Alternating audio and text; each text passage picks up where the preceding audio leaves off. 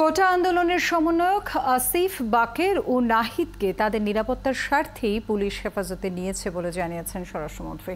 নারায়ণগঞ্জে নাশকতায় ক্ষতিগ্রস্ত এলাকা পরিদর্শন শেষে সাংবাদিকদের কথা বলেন তিনি।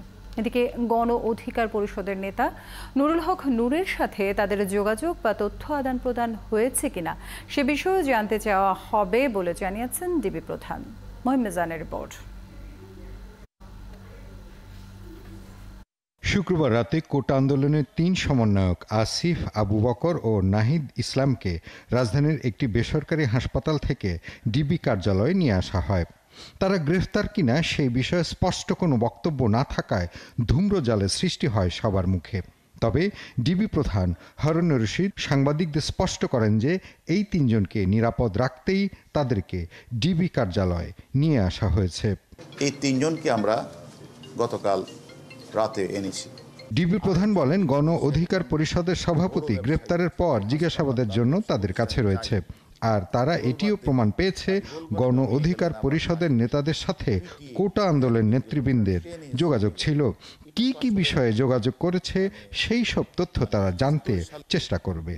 নুরু এবং আরও কিছু নেতৃবৃন্দকে আমরা রিমান্ডে এনে আমরা জিজ্ঞাসাবাদ করেছি।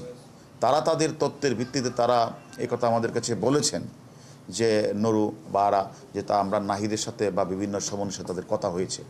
তাহলে সে তার সাথে কথা হয়েছে, তাকে অনেকে তাদেরকে কি কথা হয়েছে এটাও আমাদের একটু জানা দরকার। এদিকে শনিবার রাজধানীর যাত্রাবাড়ি এলাকাসহ সাম্প্রতিক সময় নাশকতার ঘটনায় ক্ষতিগ্রস্ত বিভিন্ন সরকারি স্থাপনা পরিদর্শন করেন স্বরাষ্ট্রমন্ত্রী।